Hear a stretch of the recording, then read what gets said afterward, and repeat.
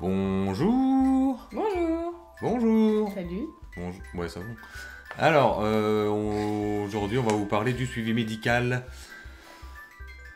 des enfants de 0 à 6 mois. 6 mois. 6 mois. Voilà, nous on n'a encore pas allé jusqu'aux 6 mois, on a déjà fait jusqu'au... Même pas encore le 4e, presque. Hein. On est en retard pour le 4e. Oui. Donc soyez prêts à rencontrer souvent des médecins, des pédiatres, puisque dès la naissance, ils sont vus donc à partir de quel moment déjà? Ok, donc si vous êtes juste en maternité, ben, c'est le pédiatre qui vous donnera l'autorisation de sortir, hein, comme d'hab. Si vous êtes allé en néonate, c'est le pédiatre qui vous donnera l'autorisation de sortir. Voilà. Et il viendra vous voir autant qu'il a envie, et ça ne sera jamais la même personne. Ça, c'est très pratique, hein, comme ça vous savez pas... hein, vu qu'avec les hormones, vous êtes déjà paumé, fatigué et tout, alors eux, ils vous perdent encore plus. Mais bon, ils aiment bien. Nous, plus particulièrement, on a vu le pédiatre à peu près tous les 3 jours. Donc sur les... on a fait combien? 11 ou 12 jours on a vu tous les 3 jours, on a vu un pédiatre. Donc ils ont été auscultés tous les 3 jours. Pour X et Y raison, on va pas revenir là-dessus, parce que sinon ça va être long. Donc ça déjà, voilà. Bon, nous, parce que particulièrement c'est des jumeaux, mais à la base, sur un enfant seul... Oh bah, il est ausculté le 2e jour pour savoir s'ils vont faire la sortie ou pas. Bah, disons que les vrais examens, c'est bon déjà normalement au cours de la 2e semaine. Oui. C'est pas faux. Parce que, donc vous avez du coup... Bon, on vous mettra une autre image, mais l'examen à la sortie de la maternité. Donc ça, normalement, c'est presque au 3e jour hein, pour tout le monde, mais pas pour nous. L'examen de la 2e semaine, qui, nous, du coup, s'est fait directement à la néonate. Et en fait, celui-là, il a été aussi re-rempli une fois qu'on est sorti. Donc ils avaient déjà 3 semaines. Mais on l'a quand même complété, on l'a quand même vu. Oui, mon amour, c'est un écran, une caméra. Starlet. Le 1er mois, donc assez rapproché. Et puis après le 2e mois. Le 1er mois, bah, vous voyez, hein, il y a quand même pas mal de suivi sur tous les premiers jours. Pour la perte de poids du 1er mois. Il y a des jumeaux où là, ça va être beaucoup plus rempli que nous. Puisqu'au final, ils nous ont quand même laissé un peu de latence quand on est rentré, puisqu'il y a eu une petite incompréhension avec le suivi PMI. Donc voilà. Juste pour vous dire, qu'est-ce qui est vérifié donc lors de ces examens, c'est sur... Oui, bébé. Petit cochon. Attendez, je... Bon, en fait, j'ai pris lui parce qu'il chialait, c'était pas possible de faire la vidéo sinon. Alors, ils mesurent, enfin, surtout, voilà, donc ils vont vérifier le poids de l'enfant hein, pour les premiers... De toute façon, pour les 6 mois, les 6 premiers mois, déjà, ce sera ça tout le temps. Ce sera toujours la mesure du poids, de la taille, du périmètre crânien, et puis les examens d'essence un petit peu, tout ce qui est... La vision. La vision, l'audition, si ça bouge bien, si ça répond bien, voilà quoi. Dans les tout premiers temps aussi, ils vont particulièrement vérifier, donc ça c'est pour le 1er mois, les hanches, si tout va bien au niveau des hanches. Voilà. Donc la mobilité des hanches, parce que c'est très important. Donc il y aura aussi dans les 3 premiers mois, peut-être vous enverront voir un ostéo pour au cas où il y a des trucs qui ne vont pas, que ça coulisse pas trop bien ou quoi. Et... Ostéo ou chiro, donc chiropracteur, bon, peu importe le professionnel. Soit on vous le conseille pas directement, mais en fait, voilà, par le bouche à oreille en général, on vous en parle un peu. Oui, tu essaies d'attirer l'attention de qui là, Gabriel, en fait? Et puis les vaccins dès le 3e mois. Deuxième mois on déjà. Commence les vaccins. Des vaccins, donc. Donc le calendrier vaccinal commence, oui, effectivement, à 2 mois. Des vaccins obligatoires, bien évidemment. Ouais. Donc 2 mois, 4 mois, 5 mois, 11 mois. 11 mois du coup, ça, on va l'enlever. Mais du coup, voilà, sur les 6 premiers mois, vous avez quand même 3 fois où vous y retournez pour des vaccins. Alors les vaccins des 2 mois, il y a donc, c'est le vaccin pour la diphtérie, le tétanos, coqueluche, la diphtérie, poliomyélite, infection à homme philus. Non mais alors DT polio, coqueluche, ça on est obligé, hein, de toute façon, voilà. Oui, effectivement. 2-3 cochonneries en tout cas, voilà. Petite B. Ah, je savais pas qu'on avait fait pneumocoque en même temps, tiens. C'est bizarre. Alors, pour revenir sur le vaccin du 2e mois, ce qu'on peut vous conseiller, en tout cas, vous pouvez demander si c'est un pédiatre qui vous suit ou si c'est le médecin qui fait. Si pour les dames, pour les mamans qui allaitent, c'est de proposer le sein. Oh bah mon amour, non. Allez, ça c'est cadeau. J'ai rien pour aussi. Eh oui, et effectivement, comme on n'a pas été préparé, voilà. Ça faisait longtemps. Hein, ça faisait longtemps, mon petit chat. Ah bah. Eh oh. C'est un concours ou qu'est-ce qui se passe là? Oh non, bébé. T'as fait un petit bout là? C'est pas cool, mon amour. Tiens, tu prends. Ah, les premiers débuts sur YouTube, c'est pas évident, hein. Bon, attends. Donc, oui, je reviens, j'étais sur quoi. Oui, donc, au niveau du pédiatre, vous pouvez proposer le sein au moment de la piqûre. Parce qu'il y a des médecins, enfin, je reprends. Donc, quand vous arrivez chez votre pédiatre, chez votre médecin, vous pouvez proposer le sein au moment de la piqûre. Parce que des fois, déjà, ça occupe votre enfant et ça lui évite de souffrir trop longtemps. Même si on sait qu'il va avoir mal, on va pas se mentir, hein, c'est jamais très agréable. Mais ça peut se faire en sorte que le moment se passe un petit peu mieux. Nous, notre pédiatre, elle leur a un peu gavé de sucre avant et après la piqûre, histoire que, Voilà, surtout, ce qui s'est passé, c'est que j'ai pas pu donner le sein à ce moment-là, puis on a un petit peu zappé avec le pédiatre, on était sur un autre sujet, on parlait du RGO. Et du coup, ce qu'elle a préféré faire, elle, c'est donner une pipette de sucre. Il y a des parents, je sais, qui ne vont pas vouloir, moi j'étais pas contre, il n'y a pas de souci. Donc ils ont pris cette petite pipette de sucre, ça s'est plutôt bien passé. Puisque nous, en plus de ça, on a eu le droit, du coup, au patch antidouleur à mettre quelques temps juste avant.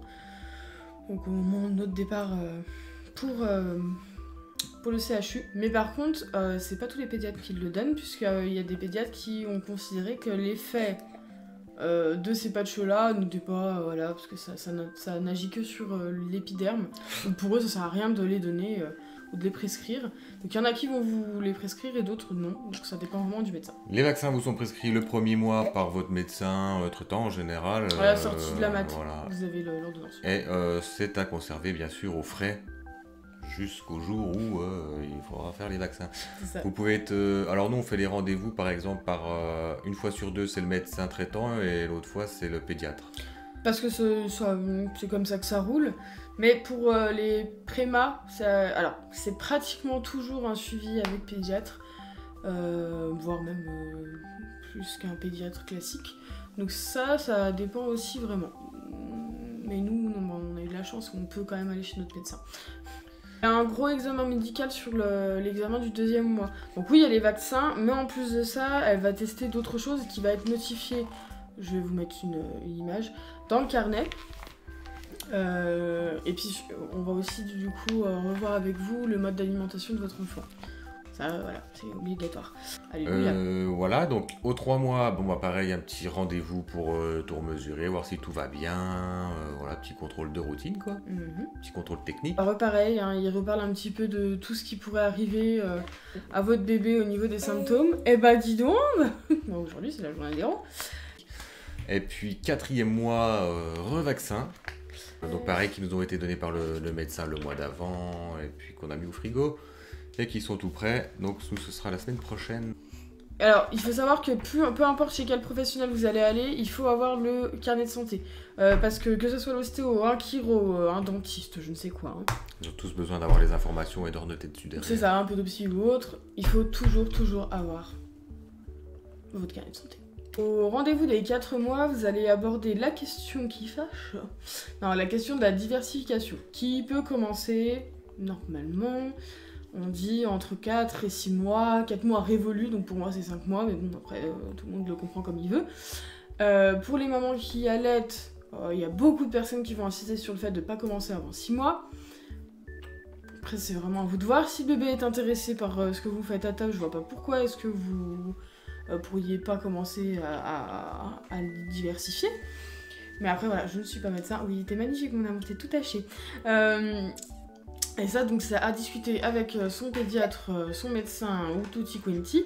Après il y a des personnes qui vont pas attendre hein, et qui vont le faire en freelance. Mais vous faites comme vous voulez, en fait c'est vos enfants. Hein. Nous on attend personnellement d'avoir vu notre pédiatre pour lancer tout ça. Voilà.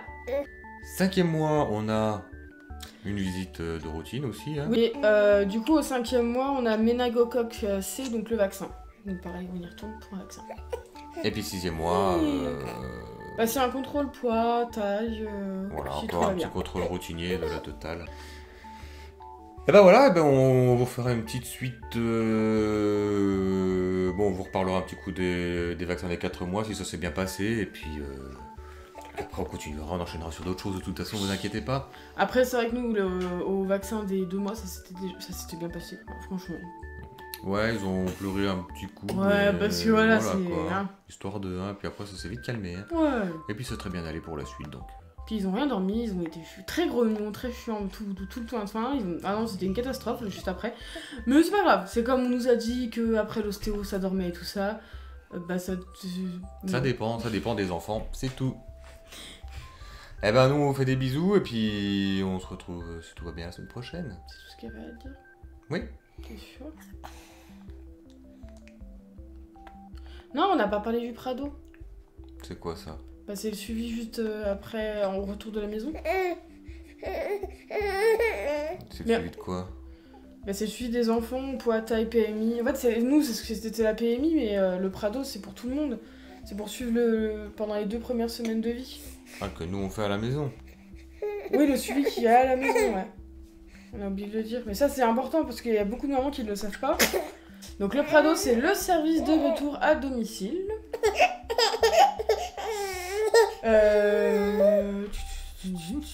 Et pour pour les nouvelles mamans.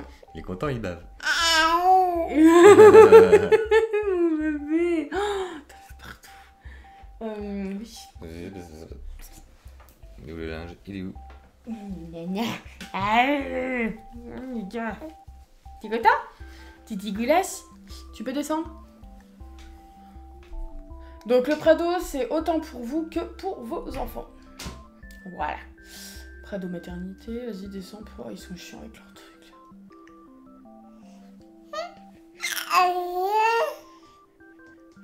Descends. Descends. Descends. Maternité, c'est où? Donc c'est un service auquel vous avez le droit. Après votre sortie de la maternité, c'est sur les 24-72 heures si vous avez eu un accouchement voix basse et sur les 96 premières heures après une césarienne. Oui, c'est trop drôle. Enfin non, c'est pas drôle. Du coup, vous avez le droit à un suivi par une sage-femme. Donc suivi de vous et suivi de vos enfants. Il faut pas hésiter à la demander. Et vous avez aussi en parallèle le service de la PMI qui peut venir à votre domicile pour des contrôles, ou vous pouvez vous déplacer aux permanences de la PMI si vous préférez. En gros, nous, quand on est sorti de la maternité, c'est comme si ça avait annulé nos 2 semaines de néonat. Et donc du coup, on a eu des contrôles avec la PMI, et ça a été fait depuis la néonat. Donc c'est les médecins de la néonat qui ont pris les rendez-vous pour nous, pour qu'on soit suivis à la sortie. N'hésitez pas à les demander, surtout que la PMI c'est gratuit, et puis si on peut venir vous les contrôler à la maison, c'est moins fatigant. Donc franchement, n'hésitez pas. Voilà. Eh ben allez, on vous fait des bisous, on se retrouve la semaine prochaine. Ciao ciao. Ciao. Ah bah non, ça miaule pas ça. Ciao.